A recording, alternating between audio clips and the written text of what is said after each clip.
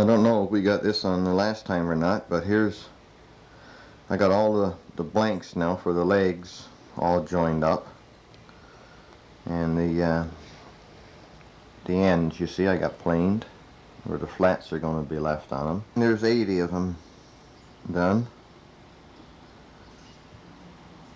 ready to be put on the tables, and the tables are done and stained. Well, yo, Southern Workshop and all that stuff. Yep, here I am. Yes, where we go. Anyway, look what I got. Look what I got, Pop. Got a new toy. That's my new toy. You remember Mike, who was out here one day when you were up last year? Yeah. Yo, I threw my back out, boy. I gotta go see my doctor, my little chopstick doctor. Get him to put his finger someplace there and give her a pop and knock her back into place again.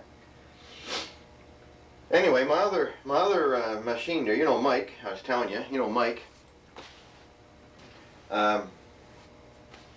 He was coming out working piecework for me. I was giving him $3 a turning. And I can do 6 an hour. So if he got up to 6 an hour, he'd be making himself $18 an hour. That'd be good money, wouldn't it? He started out, he's doing 3 an hour, so he's making $9 an hour. That's better than nothing. And then I decided I was going to get this new lathe. So what I done, I didn't pay him anything. I wanted $425 for my other lathe. So we divide 3 into 425. And it came out to 100 and some odd spindles that needed to be turned. And I sent him home with the lathe and that many blanks. And when they're all done, the lathe is his. You know, same thing as me paying him and him taking the money and giving it back to me. And he wanted the lathe anyway, so that's what we done. So he's working the lathe off in piecework. And by the time he's done the 100 and some odd that he's got out there, and there's 80 of myself, like you're standing here and you got to wear a face shield all the time to cover yourself up and everything. I wanted to do this with my other one, and I never got around to it. So now I done it here. For sanding and that, you just hold her up and, you know, sand away, do what you got to do. And when you're cutting, just put her down like that. I flip that on over that nail. And when you're cutting away, you don't need glasses on, you don't need nothing on, because of the plexiglass here. Watch.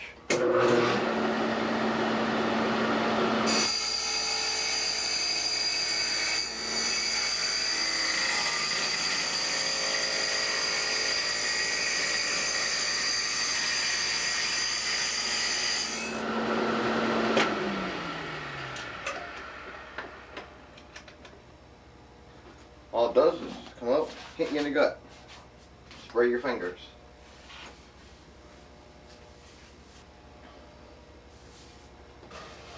See? Now my other one, remember I had that little thing on over there. This here now is a 1/16 of an inch bigger than what this template is. This is what rides the template. And you take this out and you turn it over, put it back in, and it drops back in a 1/16 of an inch further. So then you make your one slow pass, take your final 1/16 of an inch off, which is your smooth cut, you see? I'll put her back there in the rough position now. Then when you want to sharpen your cutter, you don't turn the machine off. There's a stone right here rolling all the time. You come over here, put this up against the guide, zip, turn it around, go the other way, zip, like that, and bango, sharpen your cutter, just like that. 2 strokes. You don't have to take it out, you don't have to turn it off, you don't have to stop, you don't have to do nothing. And you know what? This here right now, that's 3,700 RPMs. 3,700 RPMs. You believe that? And I don't frig with it. Okay? It's on 3,700 RPMs, and it stays on 3,700 RPMs. And that's a 4x4 block of wood, Pops. So if she could turn that at 3,700, she's going to turn anything I got can do at 3,700. Okay, what I'm going to do, I'm going to take this. This is not finished, but while I got the camera out here now, I'll do this. I'm going to take this one out. Watch. Slacken that off. Hold on to her. Undo the crank. Take her out. Put that over there. I had to put that back in after. On the live end here, the point, you put it on the wood to line it up, right? And as you tighten her down, the point collapses. So it's used strictly as a centering only. I don't know what the purpose of that is for. I remember reading it in the book now. I think it's for small pieces or some darn thing, but let me bend over here.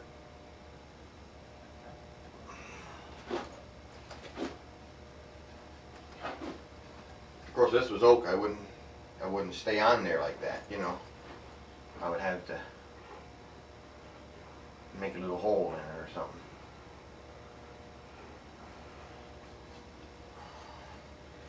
And on the dead end, it's got the ball bearing adjustment.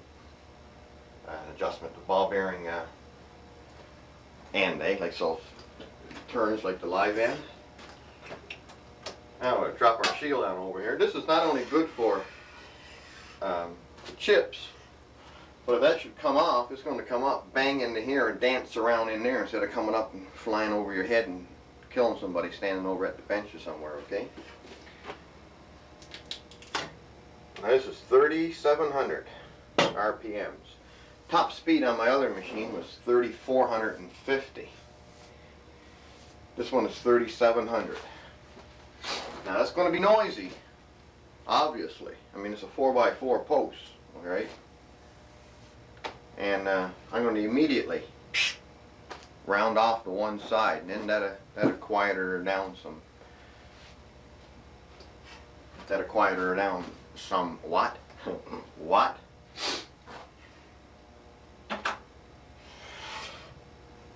Take my hand out of there first in case she does decide to go for a fly. I'll stand to one side.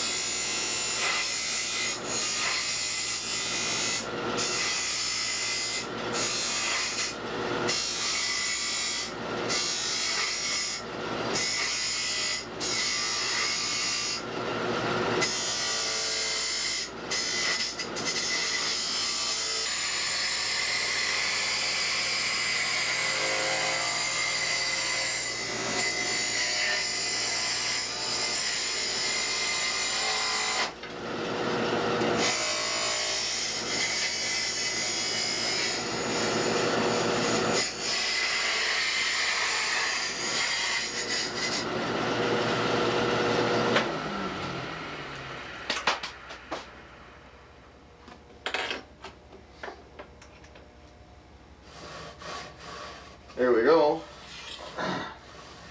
Except for right here, I got a little bit of work to do. Take the stylus out, turn it around, put it into smooth position, make one more pass from one end to the other, and that son of a gun's done. How long did that take? You notice when I rounded her off, how fast she, boom, bang. She quieted right down. But it's the machine, man. It's the machine. It's going to save a lot of time for any of my turnings that I got to do. I don't know if you can see now. Like, that's rough. I mean, that's rough. All right. But you don't know. Why pussyfoot around with it? Why take it down smooth and then take the smooth off and throw the smooth on the floor? You know what I'm saying?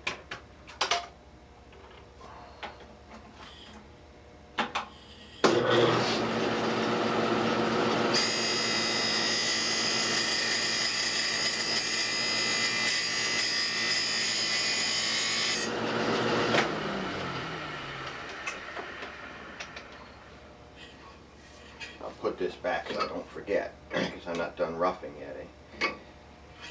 That's on the rough cut. Now that there is as smooth as you're going to get with any hand chisel or anything. That's nice right there.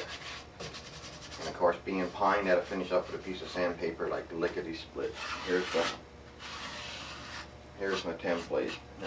Good catch, eh?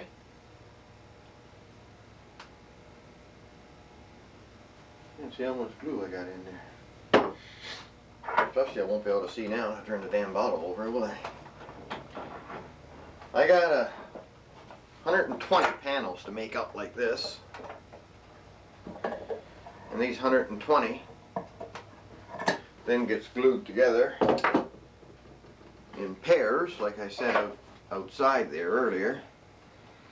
And those pairs, of course, will give me 60. At twice this width, right? I'll open this up a little bit more. I hate putting that last one in there when it's glued and the damn clamp's not open far enough.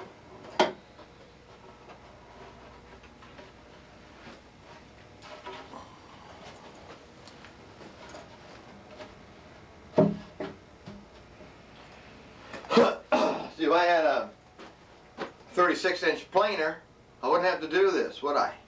I can glue all 10 of them all at one time, eh? Can you imagine price pops for a 36-inch planer? Oh my lordy lordy. Be heavens the murder tribe, wouldn't it? What I'm looking for now is just what I found right here. Little cracks in the wood, and what I do, I just pop the old chisel in there, put a little glue in them, and then this particular piece will be stronger than the middle of the piece that doesn't have any glue in it.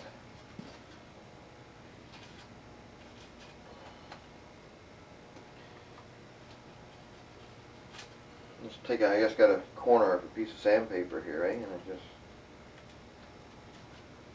work them down into joints with it.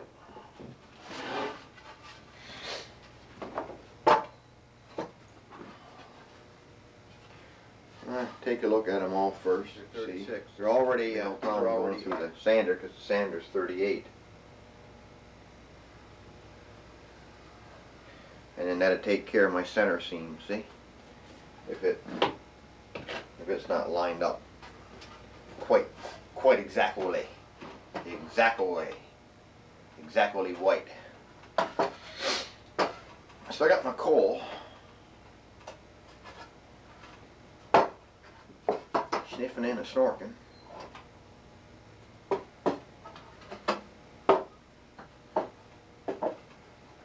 I got enough clamps to make up 7. By the time I get back to the 7th one, it's I think an hour or just over an hour.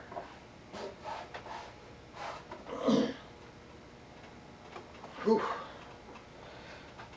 And that's plenty of time for this glue, eh? Plenty of time.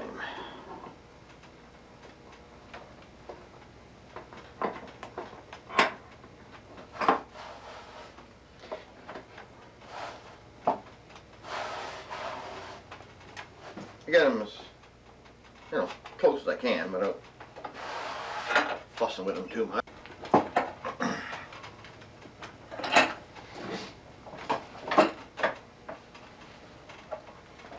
These damn clamps, I would never buy them again, I tell you. I would buy all the 3/4 ones. Got a different mechanism in them. These 1/2-inch ones are junk. Probably if you use them once or twice. If I had a nickel for every time these were tightened up, I'll be a rich man. Take a look at them, see if I got either one of them too tight or anything.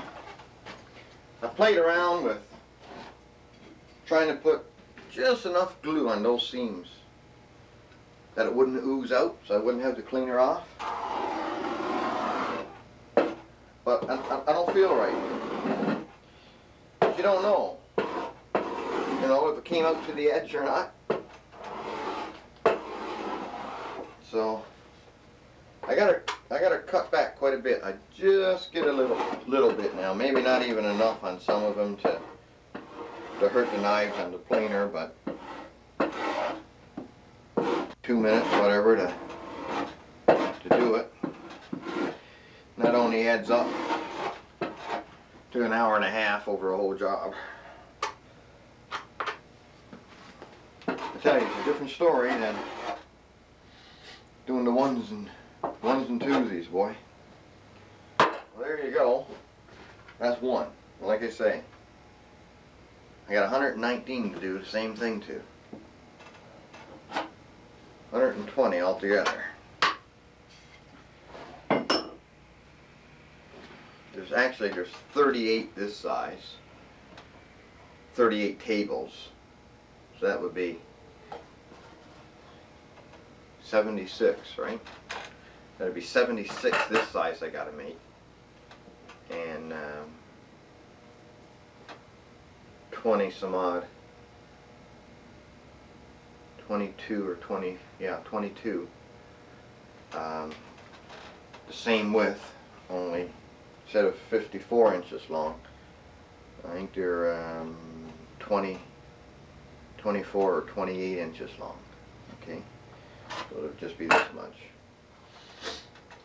Then no, I won't get away with 2 clamps because of the copper. I'm still going to have to put one here, and then put one across. See? Yeah, so that's just the beginning of my rotation now. That was the first one. I got 6 more. I hurt my back on twisting that sucker around yesterday, or 2 days ago. And then there's a shelf on either side of it, of the base. And I got 2 bags of sand. That's at the manufacturer's recommendation. I got 2 bags of sand put in there, and that acts as a damper, see? It's not attached to the wall, it's freestanding there on the floor itself, so not sending vibrations through the whole house. And I haven't finished anything with it yet, as much as what you seen me do there this morning. I've done that a couple of times, just playing with it. So when I get used to it, boy, look out, you see chips flying down your way. But that's about it for now, I guess.